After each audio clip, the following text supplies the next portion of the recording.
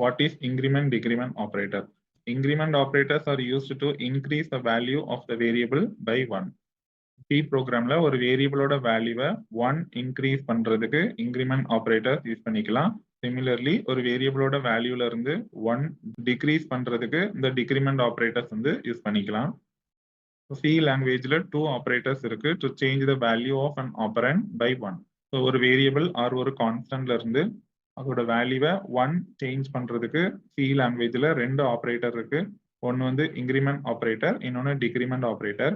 Increment operator அப்படின்னா plus plus 2 தடவை plus symbol use பண்ணனா அது இன்க்ரிமெண்ட் ஆபரேட்டர்.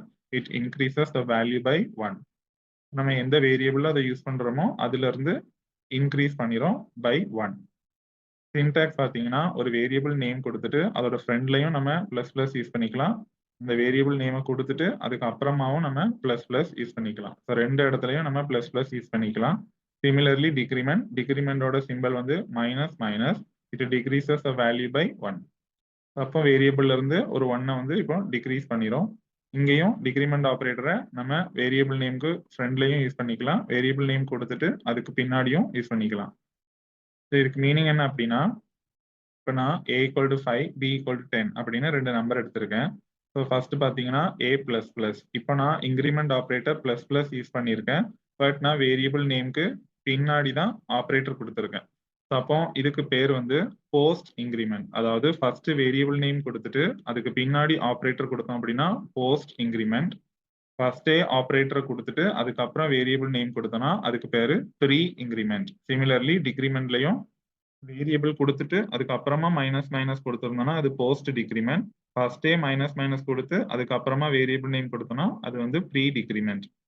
இந்த போஸ்ட் இன்க்ரிமெண்ட்டுக்கும் ப்ரீ இன்க்ரிமெண்ட்டுக்கும் என்ன டிஃபரன்ஸ் அப்படின்னா, போஸ்ட் இன்க்ரிமெண்ட்ல ஃபர்ஸ்ட் அந்த வேரியபிள் இருக்கிற வேல்யூ போய் அசைன் ஆயிரும்.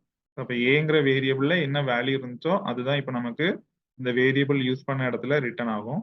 ரிட்டர்ன் ஆனதுக்கு அப்புறமா பிளஸ் பிளஸ் ஆப்ரேட்டர் மூலமா அந்த வேல்யூ வந்து இன்க்ரீசஸ் பை 1. அப்போ a பிளஸ் பிளஸ் கொடுத்தோம்னா ஏல 5 தான் இருக்கும். அந்த வேல்யூ ரிட்டர்ன் ஆனதுக்கு அப்புறமா தான் இன்க்ரிமெண்ட் ஆகும். தென் பிளஸ் பிளஸ் ஏன்னு ப்ரீ இன்க்ரிமெண்ட்ல கொடுத்தோம் அப்படின்னா ஃபர்ஸ்டே நமக்கு ஏயோட வேல்யூ வந்து இன்க்ரிமெண்ட் ஆயிரும். அப்போ a = 5 இருந்தது, இப்போ இன்க்ரீசஸ் பை 1. அப்போ ஏயோட வேல்யூ வந்து இப்போ 6. இன்க்ரிமெண்ட் ஆனதுக்கு அப்புறமா a வந்து இப்போ ரிட்டர்ன் ஆகும். அப்போ நமக்கு இன்க்ரிமெண்ட் ஆன வேல்யூ வந்து அவுட்புட்ல கிடைக்கும். ஸோ a = 6ங்கிறது அவுட்புட்.